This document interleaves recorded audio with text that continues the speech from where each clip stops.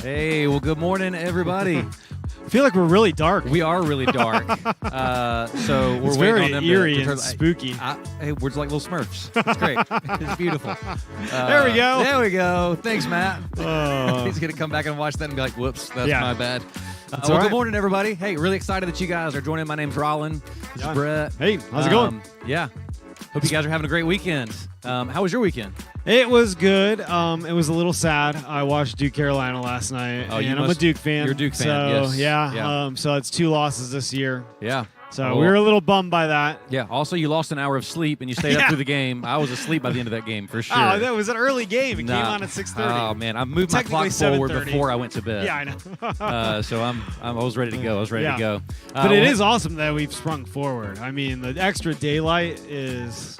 It's gonna be beautiful. It's gonna be awesome beautiful tonight. after we get recovered from it. Yeah, after you're recovered from get it. that extra hour of sleep back. Yeah. Well, hey, 2 weeks ago, we had the privilege of hearing from Brett in our gathering about Fuse Camp. Registration launched 2 weeks ago. It did. So how are registrations going? So dude, kids are signing up like crazy. So we have over 300 students signed up for camp. Unbelievable. Between middle and high school. And if you don't know what Fuse is our summer camp that our church runs. We've been doing it. This will be our 15th year of running camp as a church. And you've been a part of all 15. All 15. Unbelievable. And That's awesome. So cool. it is a full church effort. Like Yeah. our entire staff, almost every single person on staff has something to do with camp. Some more than others, but it's something we get to do as a church. And there are so many kids, students that have gone to camp throughout the years. It's been affected so many people that have been involved, leaders, volunteers, adults, students over the years. And it's a lot of fun. Yeah. It's a lot of work, but we know that the work's worth it because a lot of students' lives are changed because of it. You know, we watch baptism stories, we talk to students. I'm actually texted a bunch of students this year just to get feedback from their experience of going to camp, and all of them had just amazing things to say. But it wasn't just about like the fun and the games and all that good stuff, which is a lot of fun. It's what we do at camp, but. So many of them talked about the life change that happened, how God really spoke to them, how they grew in community. So camp is a big part of what we do as a church, and it's a big part of people's lives. Yeah, it is. It is. So registrations are blowing up, but you also talked about a way that we can all be a part, whether you have a middle schooler, high schooler, or not. Yeah. We can all step into being a part of Fuse Camp this year. Tell us a little more about that. And I think maybe more than any year, prices are going up everywhere, right? We have all experienced that, and that's the same for camp as well. So we have invited our entire church to participate in making camp as affordable as possible for students. So we needed to raise the rates a little bit, so the families are going to bear a little bit of that. But as a church, we get to come alongside of all of those families and make it possible for kids to go to camp. I would encourage you, even if you don't have a student in the student ministry age, go to portcity.church/fuse. Look at the website, look at the pages, look at the pictures, watch the video that's on there from last year. Get an idea of what camp is like, and then there are ways for you to participate financially. One of them is you can just scroll down to the bottom, and there are ways to contribute financially. Here's the thing. If you already give to the church, you're already making Fuse happen. Yeah. Part of our budget goes to making Fuse happen, keeping the costs down. But if you want to give above and beyond that, you can do that, as well as at all of our campuses, we're going to have fundraisers, like ways that you as a church can participate. Like here at the Wilmington campus, we're having a parking lot party that is going to be sponsored by our student ministries, where there are going to be opportunities for you to get food and buying food and playing and getting swag. You're going to be supporting kids going to camp. That's so cool. So many ways to participate in that. And I get the privilege of going to Fuse every year, leading worship. Yep. And I love getting to see the kids worship, love getting to learn together. But one of the coolest things is we get to see them as we walk around the campgrounds. They're in little pockets. They're small groups where they're digging into community with one another and getting to know one another. And that's so core to who we are, not just in student ministries, but as a church. And we want that for you as well. We want you to be known. We want you to be seen. We want you to dig into the life of Port City. And the best way that you can do that is through portcity.church/online. There's an online connect card where you can go and you can sign up for something called Port City 101, where you get to learn all about the church. It is the perfect entry place into Port City. So check out the Fuse link, check out the online link, sign up, jump in, and it's been an awesome morning. We got a great service planned. Carson's going to kick us off, talking a little bit about what's coming up. But we're so grateful you joined us this morning. Thanks so much.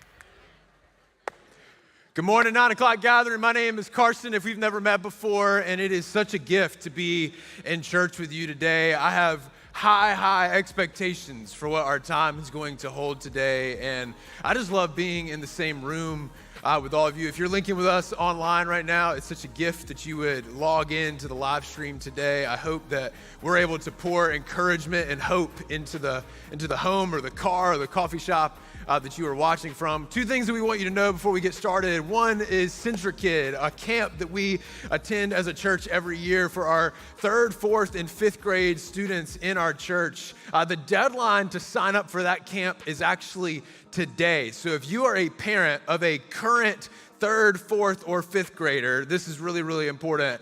You need to sign your kid up for CentraKid today, because today is the last day. And if you have questions about what that looks like, how to do that, you can go to our website, or you can go talk to anybody on our children's ministry staff out in the lobby of Studio 3 on your way out of the gathering today. The other thing that we want you to know is a women's gathering is happening this coming Saturday, and these gatherings have become so central to us as a church and empowering the women of our church to dig deeper in their faith and dig deeper in the community of women in our church. And we would love to invite all of the women in our church to be here this coming Saturday for a really special time of worship and teaching and learning together as we just continue to become a church that really pursues formative community in every stage and in every sect of life. So I just encourage you to register, because that helps us prepare for the event, because lunch is provided in that day. So you can go to our website, portcity.church/life. You can get all the information that you need there. I encourage you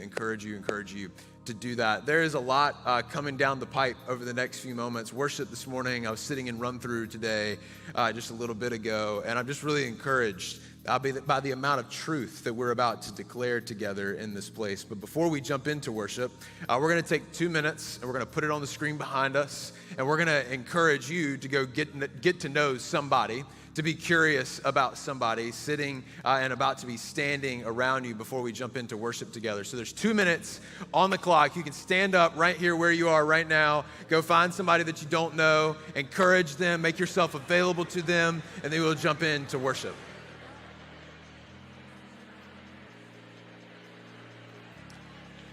Hey, good morning, friends online. This is our time. Hey, there we are. Good morning, everybody online. So this is our opportunity, like Carson said, to get to know people in our gathering. We're doing this really intentionally every week, 2 minutes to kind of connect with people. So if you are watching together with people right now, take these couple of minutes to get to know each other a little better and connect with each other. If you are watching on your own, take the next minute. If somebody has been on your heart, God's been reminding you of this person, send them a text. Grab a quick piece of paper to write them a note, say a word of prayer for this person, but take the next little bit to connect with either those who are with you or those that you can connect with digitally. And we will join with our band in just a minute in worship. Thanks, guys.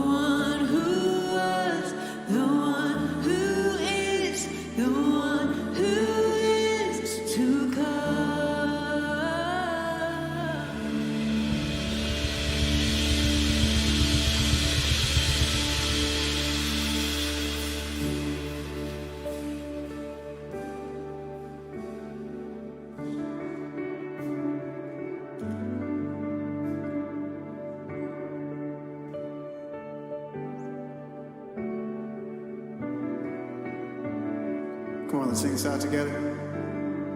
When did I start to forget all of the great things you did? When did I throw away faith for the impossible? And how did I start to believe you weren't sufficient for me? Why do I talk myself out of seeing miracles? Let's sing it out. You are more than able.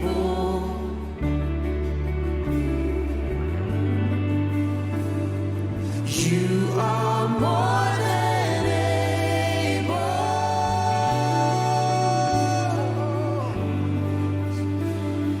You are more than able. Yes, you are, Lord. Yes, you are, Lord. You are more than able. Who am I to deny what the Lord can do?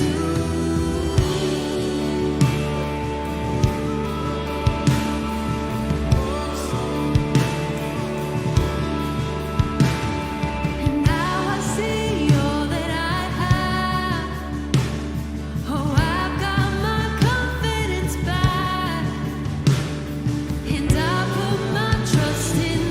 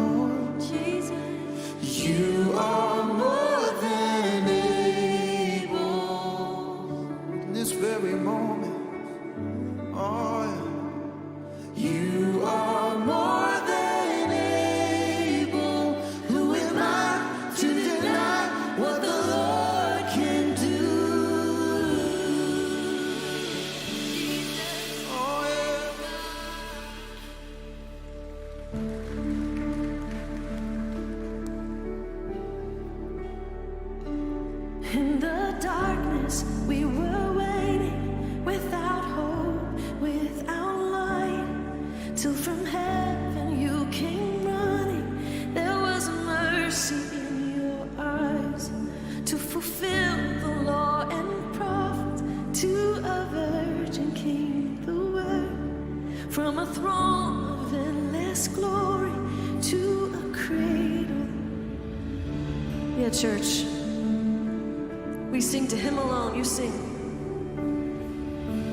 Praise the Father, praise the Son, praise the Spirit, three in one. God of glory, majesty, praise forever to the King of Kings.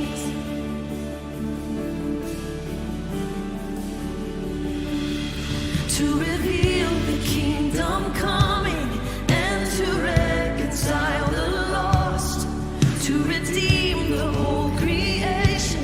You did not despise the cross, for even in your suffering you saw to the other side, knowing this was our salvation.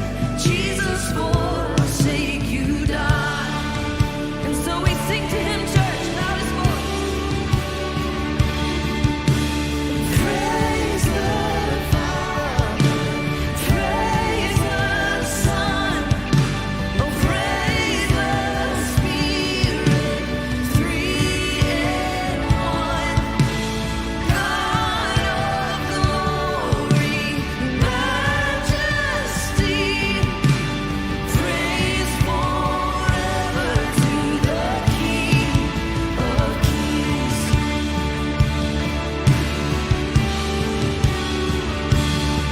In the morning that you rose, all of heaven held its breath, till that stone was moved for good, for the Lamb conquered death. Amen. And the dead rose from their tombs, and the angels stood in awe, for the souls of all who come to the Father are restored. And the church of Christ was born, and in the Spirit lit the flame. And now this gospel truth from on shall not kneel, shall not faint. By his blood and in his name, in his freedom I am free. For the love of Jesus Christ, who has resurrected me. Holy praise your name. Praise the Father, praise the Son, praise the Spirit, three in one. God of glory, majesty, praise forever to the King of Kings. Praise the Father, praise the Son, praise the Spirit, three in one. God of glory, majesty, praise forever to the King of Kings. Praise forever to the King of Kings.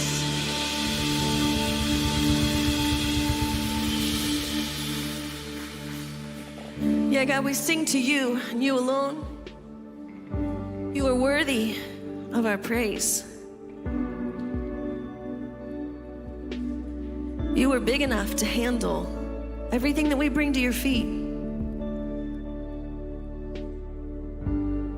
And you call us redeemed.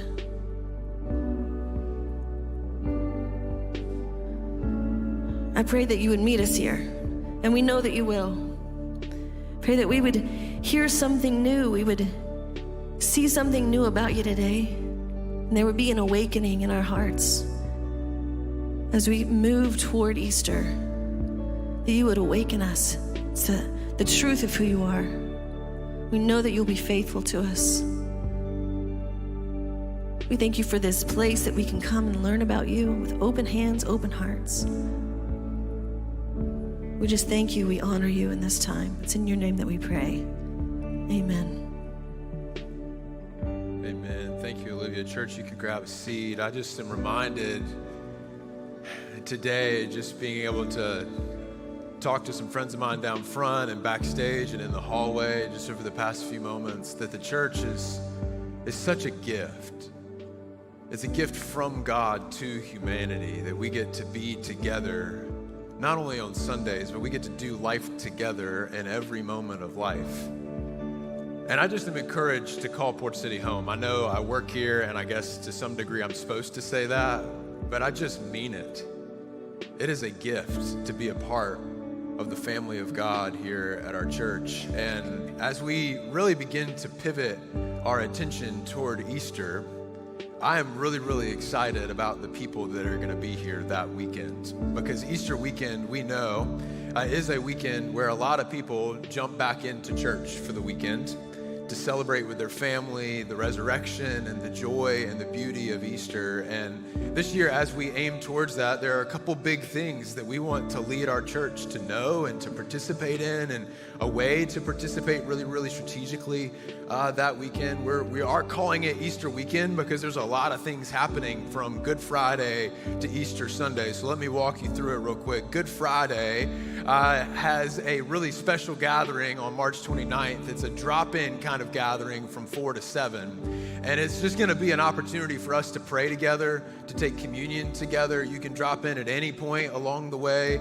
between 4 and 7 o'clock that night. If you came to our Ash Wednesday day of prayer, it's going to look a little bit similar to that. And I think it's going to be a really unique and special way for us to celebrate what Good Friday really, really is. And then our Easter gatherings will kick off on Saturday, March 30th at 9 and 11 in the morning. And then we're going to have 3 more on March 24th or 31st. Goodness gracious, Sunday, March 31st. Anybody else dyslexic in the room? 9, 11, and 2 that day. So there's 5 identical Easter gatherings that weekend. And when we think about capacity this year, it looks a little bit different. If you are aware, a couple of weeks ago, we had a pipe burst in Grow Zone, our main children's ministry area, and 25,000 square feet of our building was flooded. So that drastically changes our children's ministry capacity on Easter weekend. But our team and our church is so committed to opening the door to every single person and every single family that wants to join us for Easter. We are having 5 gatherings. And what our invitation to you is, and our ask to you is that you would pre-select what gathering you are going to attend that weekend and register. Because that will help our team know how full different gatherings are and help us prepare to the fullest extent heading into Easter weekend. So we're asking, if you're planning to be in town and being a part of what is happening at our church on Easter weekend, when it comes to one of those 5 gatherings between Saturday and Sunday, we're gonna ask that you go to our website, portcity.church/Easter, and that you register and you tell us what gathering you're coming to. And if you call Port City home, if this is your home church and you are an integral part of our family, we have an additional layer for you. If you don't call Port City home yet and this is your first Sunday, you can check Instagram for the next minute and a half. This is just for people who call Port City home. We're gonna ask that you take a step of faith and that you attend one of 3 specific gathering times. The 2 gatherings on Saturday morning at 9 or 11, or on Sunday at 2, because what we know is there are a lot of people that are going to show up here on Sunday morning at 9 and 11 and want to be in the auditorium and want to have their kids in children's ministry. And we want to put our best foot forward to create as much capacity for them as possible. So as you go to register, we're just asking you to consider, what would it look like for you to attend one of those gatherings? And we're also asking our church to take a step towards serving that weekend, because we need all the help that we can get to make that weekend a reality, but we also don't want to do it alone.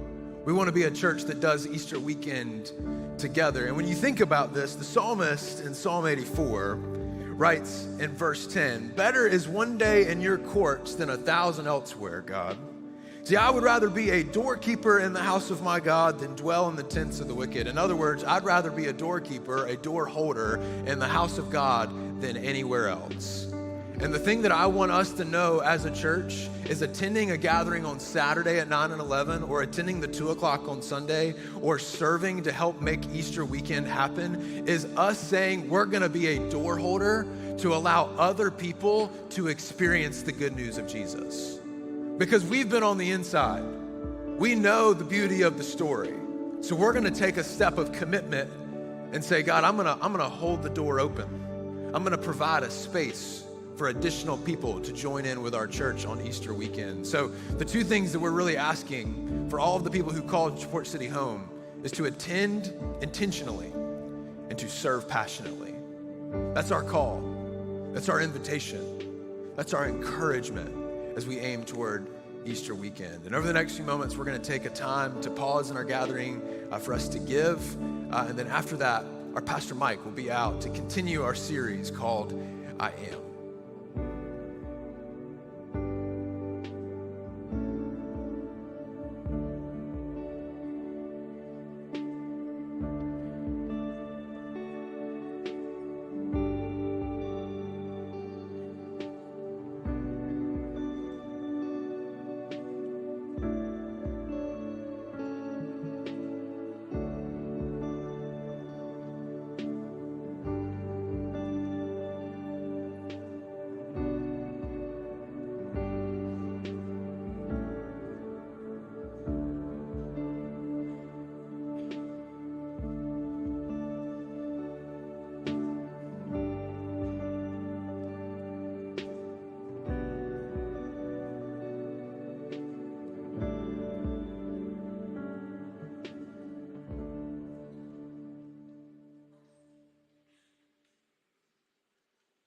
Buddy, sorry I was late, right?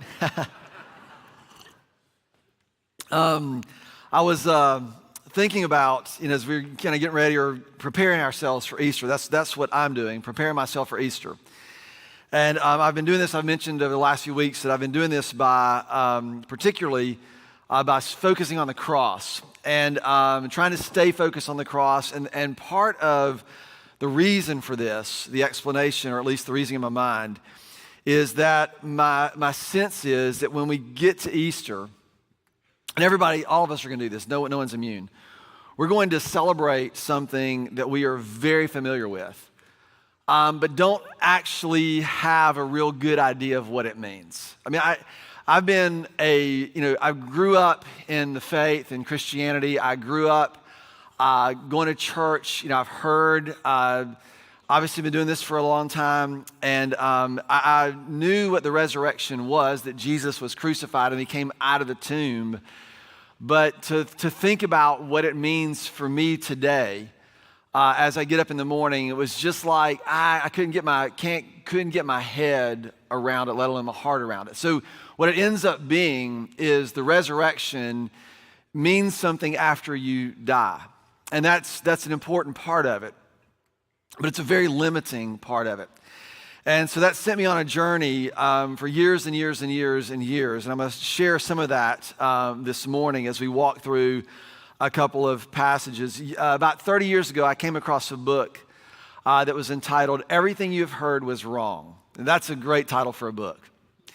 And it was a book about the gospel, and it was a book about why, if you follow Jesus, you should care about the condition of the world, and you should care about the poor, and you should care about all this. And it was kind of written off by most conservative people at the time, just because it tilted in a direction that would be seen as being not conservative, liberal or left, or however you would frame that. But it wasn't as politically charged as today. I remember looking at that book and going, I'm not going to read this because I'm right. I was, you're 26 years old, and I had taken like one systematic theology class, and I was right. I didn't even have to tell me that everything I heard was wrong. But what happened was, as I'd read the Bible, for years and years and years and years and years, I would notice things that seemed to run against some of the things that I had held onto or been told or been led to believe. And as I rubbed against them, what I would do is I would just ignore them or try to cram them into what I already believed. And what you do is you end up kind of using the Bible in some very weird ways and in ways that it wasn't intended. And this is very common. And so I don't want to sit here today and say everything you've heard was wrong. I just want to introduce you or to invite you to notice some things and to not be afraid to notice things, particularly notice things that you don't understand. Right? As human beings, what we tend to do is whenever we see something, we observe something, our immediate response is to try and find meaning and purpose and understand it. And when we can't understand it, we just move on because we've got too many other things that we need to understand. We don't have time to piddle with things that we don't readily understand. And the problem is you stop learning and you stop growing and you stop seeing. And so I want for us today, I'm going to kind of do something a little bit differently, draw some more. It's going to be fun today. So I'll have fun even if you don't. But I want us to notice some things about how God has revealed himself to us. And I'm very grateful if you've been, the passage from today, with Jesus, we're using this series called I Am. And it's pulled from Jesus' statement in John 8, where he encounters the Pharisees and he says, hey, before Abraham was, I am. And he uses that phrase very deliberately because it's a direct reference to Exodus 3, where God reveals himself to Moses by name. And he says, my name is I am that I am. And Jesus was using this to essentially say that I am God. That's what he was doing. So what God is doing in Christ is revealing himself to us. And I don't want us to keep cramming him into these little places, but rather have our sights awakened to see some things differently than what we have before. And I'm very grateful. Tony Ripa, it was his idea in a meeting to say, hey, let's look at these I am statements of Jesus, where he uses these metaphors. I'm the light of the world. We looked at that last week. I'm the bread of life. We'll look at that next week. And today we're going to look at this one where he says, I'm the gate of the sheep. Like these metaphors that Jesus used to say who he was and to observe what we see. And a lot of us, we have this vision or this view of how we see things, and we miss, I think, a lot of times the actual heart of the gospel in this. We are going to be looking in John chapter 10 today, which is where this passage comes from. And if you've been following along on the reading plan that Tony wrote again, Tony wrote these, and it's a journey through John. And this was your reading from last week, John 9 and 10. So we'll be looking at that. So that's how I want to get into this. And I want us to remind us that Jesus was not giving us a metaphor to consider his clever teaching or his purpose or how we apply the things to his life, but it is God revealing himself to us.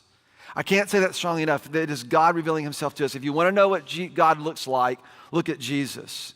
It is God in the flesh. It is the creator contained in creation. And what most of us think, when you talk about being a Christian, most people think if I'm a Christian, it means that I have believed something about Jesus that is correct, that when I stand before him at the end of my life, I will get into heaven because of what I believed about him is correct. And that's how most people think about what it means to be a Christian or it means to be a Christian. And that's actually not how it's presented to us in the scriptures. And I've tried to find a nice way to say that, but it's just not. And so what is this and how do we see this? And some of you are going, oh my gosh, what kind of church did I walk into this morning? But it's becoming important to me because at some point in time, the resurrection of Jesus has to matter in ways that move me deep. And I don't mean that from a self-centered, but I mean I think that's what God has designed for us. And I want to see it in that way. That's what he says, if you ask and you seek and you knock, you'll find, the door will be opened. And I've wanted to understand this, and then I've even had places in my life where I don't want to understand it because I don't want to be responsible for what I understand. You ever feel like that? It's like you get to a point, you go, I know enough. Don't mess with me anymore. I'm good. And then it just like this keeps opening up for me. So that's what I want to inflict that on all of you as well. How's that sound, right? So one of the most famous places where Jesus says this, and this is like always the proof text. Whenever you hear someone talking about apologetics, they'll say, do you believe there's one way to heaven? And I say, yes, of course there's only one way to heaven. And they'll quote this verse. Well, Jesus is actually talking to his disciples, and it's a profound thing that he says to them. And they're asking him, he says, I'm going to prepare a place, and I'm going to return to you. And he says, where I'm going, you cannot go. They said, we don't know where you're going. And what Jesus says to them is this, in John 14:6, he says, I am the way, I am the truth, and I am the life. And no one comes to the Father but through me. Which it's interesting, if you observe this, you notice what Jesus does not say? He does not say, I'm the way, the truth, and the life, and no one gets into heaven but through me. He doesn't say that. Now we infer it because that's what we've heard, that's what we've taught, that's what we've thought. But it's important to think about or to consider, to try to understand, does it matter that Jesus says no one comes to the Father but through me? Like their concern is that we don't know where you're going. We don't know how to get there. And Jesus says, I am the way, the truth, and the life. We're going to look at this a little bit more carefully in the next couple of weeks. I am the way, the truth, and the life. And no one comes to the Father but through me. Why might that be true? Verse 7, if you really know me, you will know my Father as well. From now on, you know him and have seen him. Why? Because Jesus is God. That's what he's driving at. And this has been a big, like this idea, and again, Jesus being a cool dude that people want to follow because Jesus was good to the poor, that's a big movement. Like that's not what Jesus is about. Jesus is coming to establish and to redeem and to reconcile the entire world and all that has been made to himself precisely because he is the one who created it. Like this is the picture we got to get in our head. And yes, it's a mystery and it's big and we can't just graphically put it down, but I want us to notice some things, even though we don't readily understand them, and to see what they mean to us. To consider what it means for you and how you live your life and how you arrange your life and what you're willing to do with your life. And that's where I want for us to get to. The Pharisees, these are the religious leaders of the day. Jesus was constantly having these tense arguments. Looked at one last week. We'll look at one again today. But in John chapter 5, they've studied. They know the old covenant. They know the Torah. They know all the laws and the commands, and they follow it. And this is what Jesus says to them in John chapter 5. You study the scriptures diligently because you think that in them you have eternal life. These are the very scriptures that testify to me. I've spent the last 20 years trying to wrestle with how willing I am to believe this. How willing am I to recognize and understand that everything that I read throughout here points and leads to this thing that God was doing to reveal himself in his son, Jesus, that all of it would point to him. And we use all kinds of ways to use the old covenant to talk about things that we should and shouldn't do in ways that, yes, we should do them in a particular way, but it is not because of the reasons that we think or that we often say, because all of this is designed to point to Jesus and a way of life under his rule. And so that's sort of the setup. And it's just been a real tough journey for me.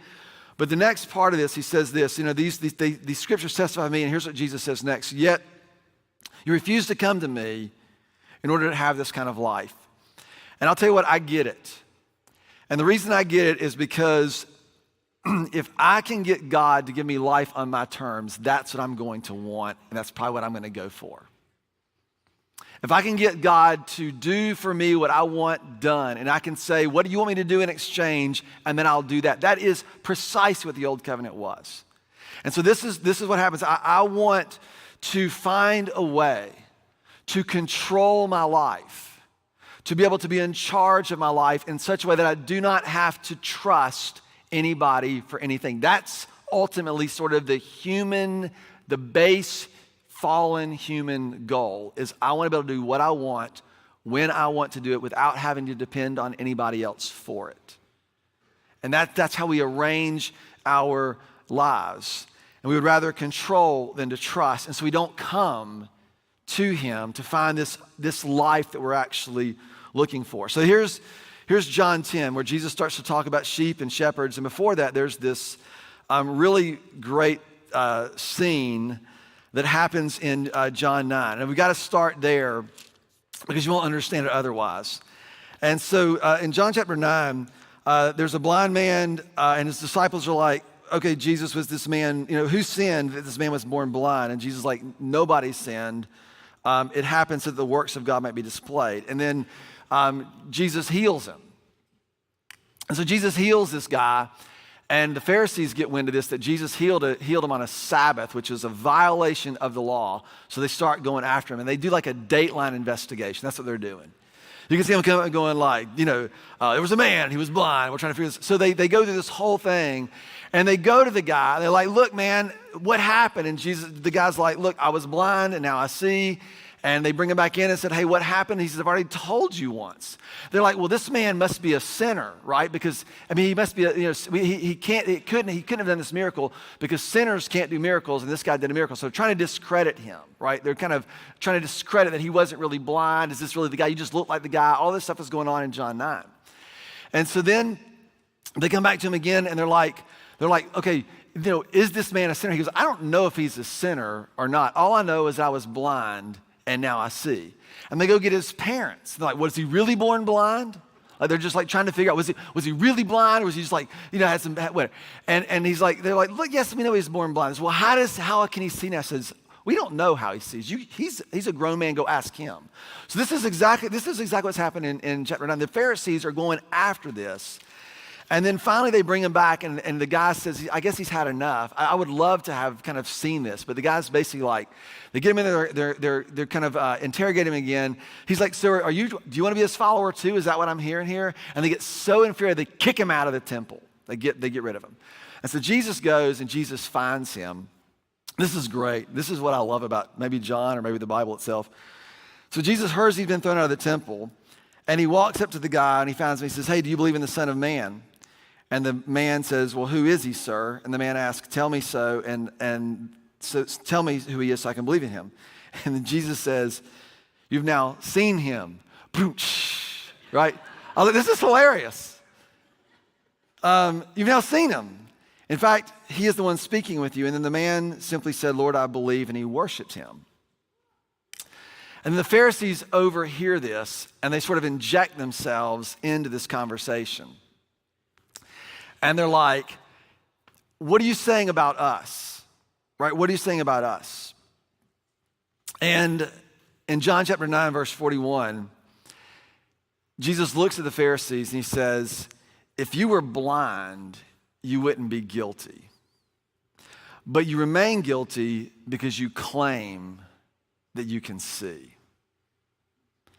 Now, I don't know that we fully get the punch of that statement. The problem isn't being blind. The problem is not knowing that you are blind. That's everybody else. It's not us. It could never be us.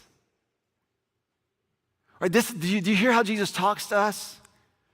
Right? If your whole eye is healthy, then your body will be full of light. But if your whole eye is unhealthy, then your body will be full of darkness. And if the light within you is darkness, how great is that darkness?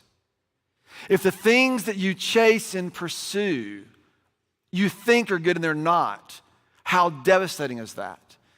If self-awareness is a lost art in our culture. I don't know if you've picked up on this or not. And so this is what I want for us to do. I want us to look at some things and just make some observations. And so I'm going to let you into sort of my world and how I do this. And so we're going to look now. What happens is the Pharisees come after him and they're like, you can't just keep doing this. And what are you saying about us? And Jesus says, you don't even know that you're blind. And then he turns, and in John chapter 7, starting in verse 1, he says this. I think we see this on the screen. Very truly, I tell you, and who's he talking to? Yeah, you're going to have to play along, right? Because this is going to be fun for me. The Pharisees, the religious leaders. Anyone who does not enter by the sheep, enter the sheep pen by the gate, and what you're going to start to notice is, if you don't enter by the gate, but climbs in some other way, is a what? Is a thief. And a robber. Two of the bad things. But anyone who enters by the gate, right, is the shepherd of the sheep.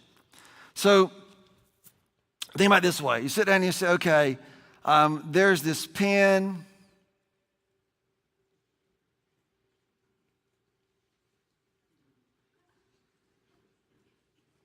There's a little, wait, my hand's gotten really.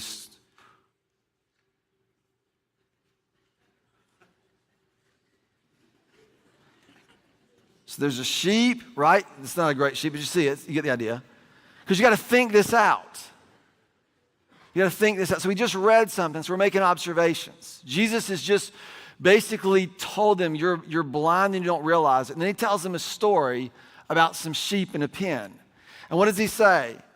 That there are people who come in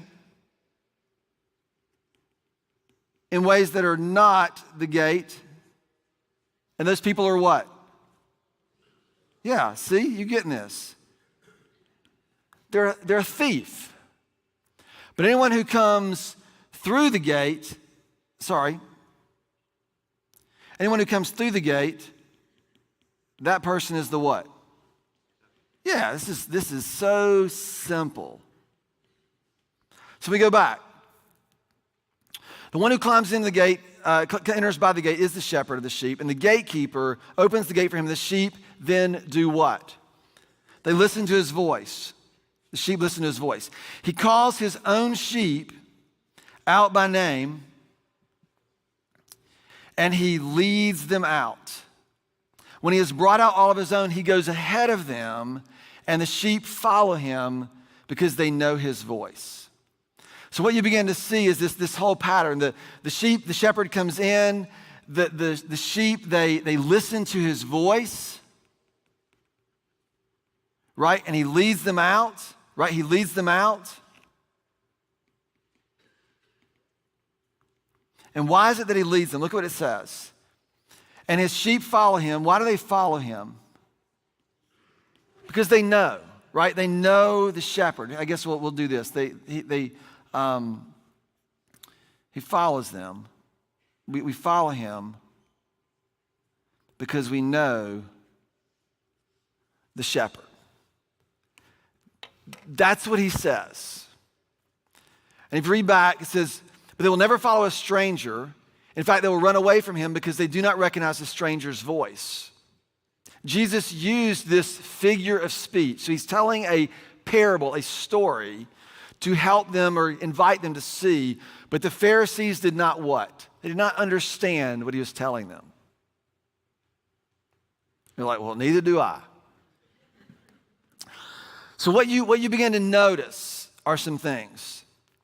Is that there's some sheep in a pen, and there's somebody who evidently tries to break in on a regular basis and do something to the sheep. Right?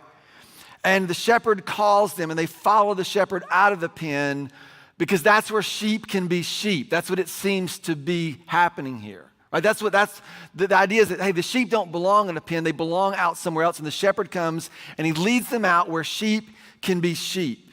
And there seems that there's some threat to this, that there are thieves who steal, and there are deceptive voices.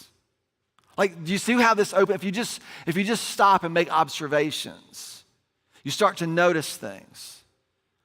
So in this particular place, in this pen that we seemingly need to be led out from, that there's a threat that something will be taken from us.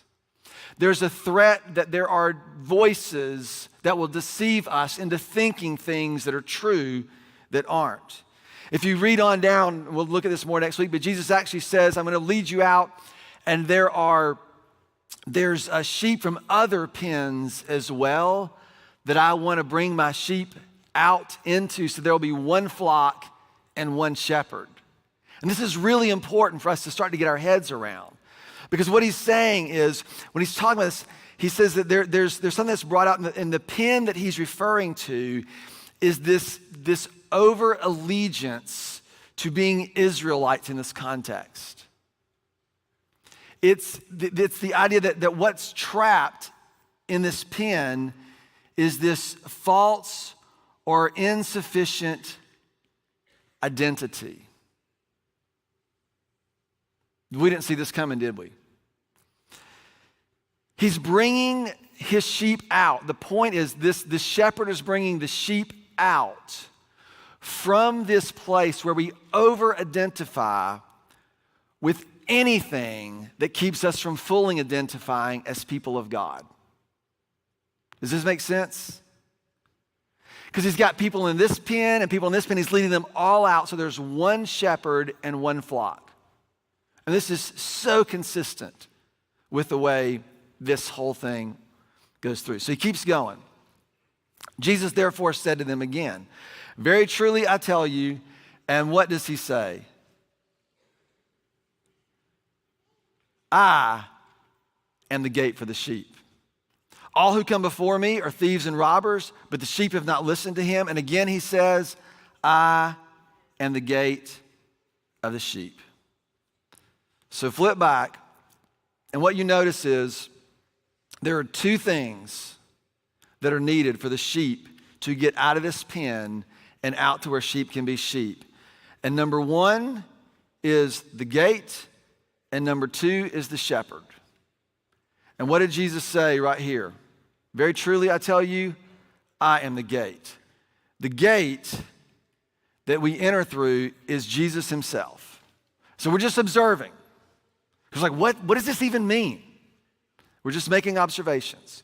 If you keep reading, Jesus also says he's the shepherd. So the two things that are needed to deliver us out of the pen and into this other place, Jesus says he's both of them.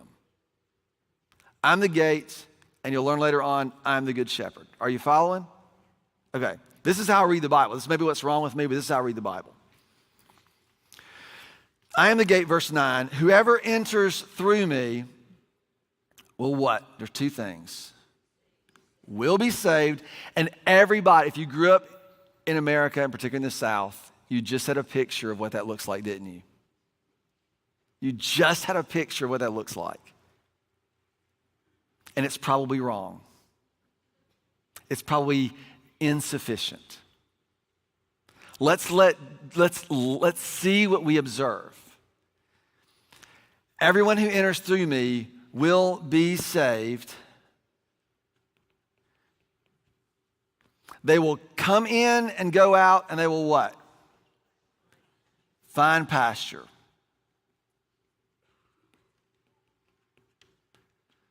They will live in a place and in a way where sheep can be sheep. Does that make sense? That's the point. What's interesting to me is this little word right here.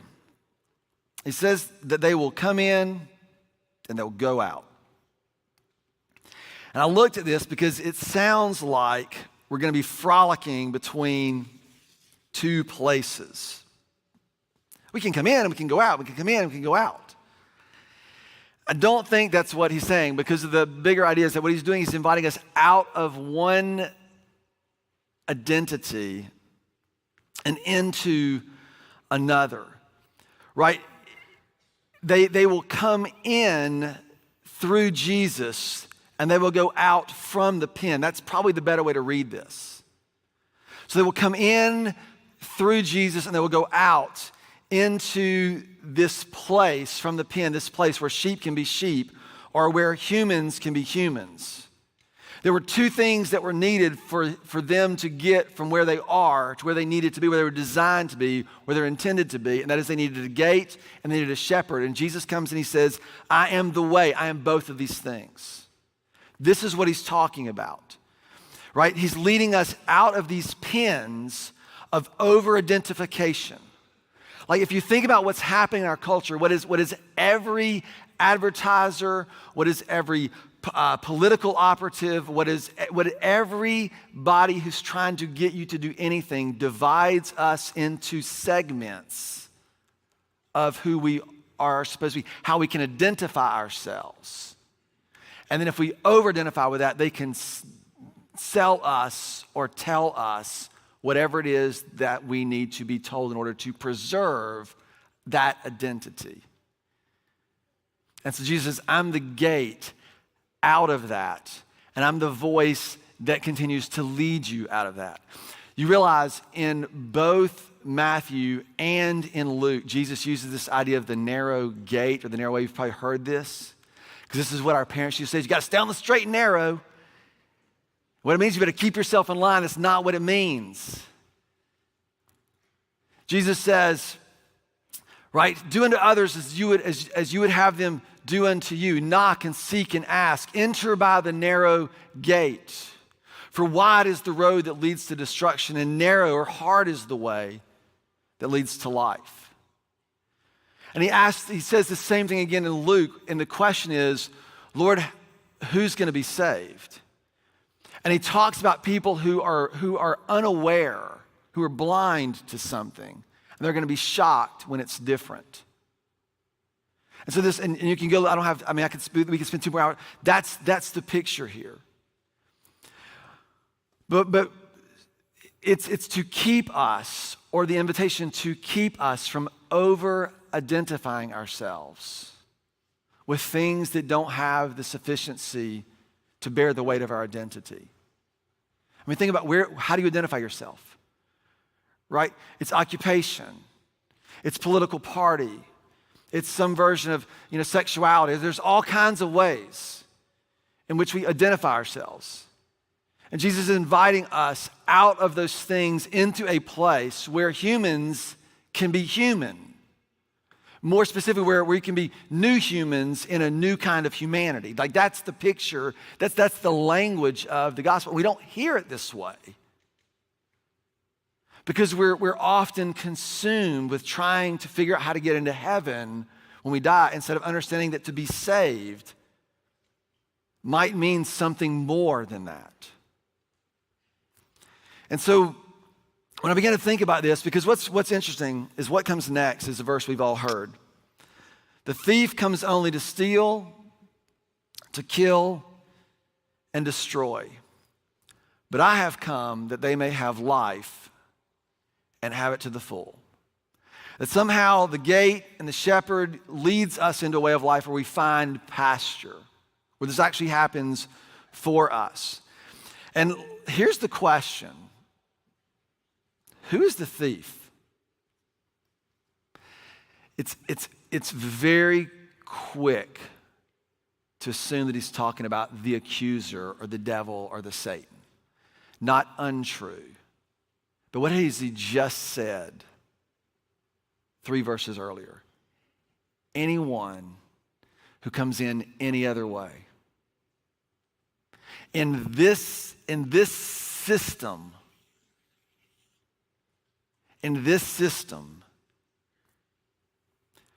we will have to resort to taking. In this system, if we don't go through the gate, we won't find pasture. That's what he's saying.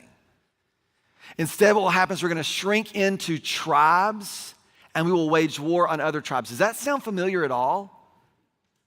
Like, what would it be to be saved from that? To be saved from that and to find pasture as a new creation or a new creature in a new creation. Like, this is what Jesus is inviting us into. This division and separation and hostility between groups is the way the world works. It's just the condition of the world in which we live in. He says, I'm the gate and I'm leading you out of this. This way is narrow, not because you have to walk it like a tightrope, but because it requires you to die and to keep dying. It requires you to trust and to keep trusting. This isn't a one and done kind of thing. You have to learn how to reorient yourself and to recalibrate to the way of Jesus all the time. That's what makes it narrow. That's what he means by this. And so the question then becomes for us, how is it that you enter through a person? And how then does a person become a way? That's what I thought about. And so here's what you need to understand. A person doesn't become the way. That's not what this is about. God becomes the way.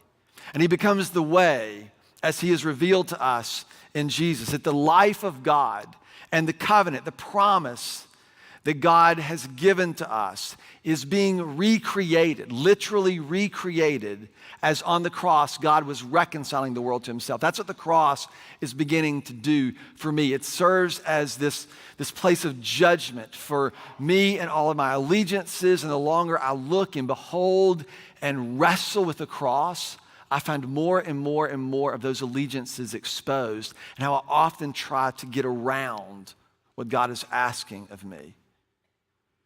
But he's inviting us into something. The resurrection brings us out of one way of life governed by death and into another way that is untouched by death and that is miraculous and beautiful. It's a place where humans can be humans.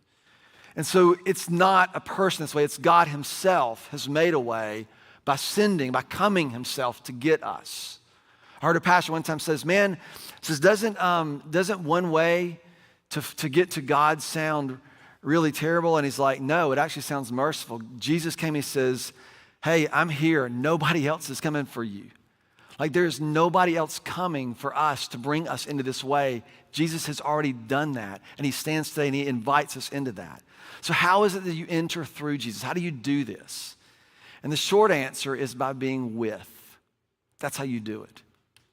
The reason our mission is to reach people and help them walk with God is because we believe that's what life with God looks like. It is to live in a relationship, taking cues and following his steps and learning how to be allegiant to him. And salvation is the deliverance from this thief-prone pen that is the world. It's not that we are removed from the world, but we are taken into a place where we learn how to live fundamentally differently and under a different rule. And we learn to live differently than the way of life that forces us to protect ourselves and to preserve ourselves and withhold ourselves and to distrust everyone and everything in order not to be taken from or not to be deceived. I think probably the thing that makes me most crazy about watching politics and the news is just the fact that you cannot find what is true. It makes me nuts. It makes me crazy. Because everyone assumes that everybody else is going to distrust you, and it is a terrible way for us to try to live as human beings. And Jesus is inviting people, these groups, to live under allegiance to him. We are delivered from this pen as we follow the shepherd to kind of find pasture and invite other people into this as well. I want to just sort of read this at the end because this is how I was thinking about this. In Christ, like in him, the future purpose of the reconciliation of all things has already broken into our world. That's what Jesus did in the resurrection. This way of life was actually created by the resurrection. It's what it means for us to live in light of the resurrection. I know I'm getting ahead of myself because it's not Easter yet. But he is the gate and he is the guide for such of life. We need to learn how to enter through him and how to follow him. Not only that, he is the source of such a life, and God is introducing us to himself and to his kingdom. It is a way of participating and arranging our lives, of governing our affections and our actions and learning to take our cues from him. Like that's how so much of Jesus' teaching is written. Learning how to say, Lord, what would you have me do in this moment with this thing? How do I bring some of what you long to do, what you're going to do, how do I bring some of that here and now? And what happens is, I believe this is why the church, I think, matters so much. Because as we learn how to hear his voice and how to follow him together, we begin to sort of awaken a kind of anticipation that humans could live differently here. Where we begin to bring hope to bear on the world here and now. And we learn to live like the future purposes of reconciliation are further anticipated. We begin to want them and long for them more because we see glimpses of this happening around us as we learn how to live in the way that is Jesus Christ. Like that's the point. I know it sounds very spiritual and but it is what Jesus is saying to us. And so we, you, me, we have to learn how to trust what it is that he says enough to follow him.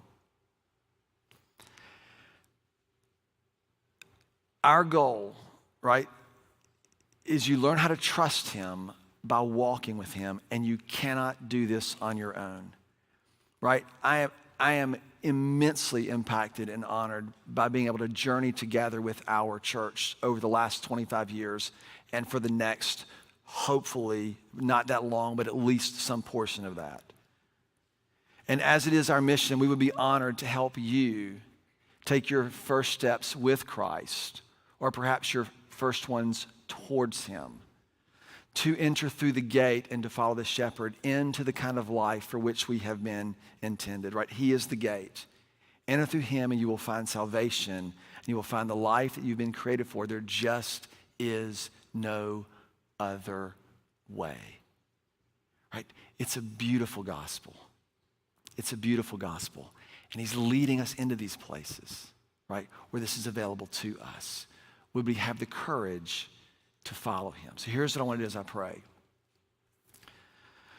If you're here and you're not sure what you believe about Jesus, I want you to ask him.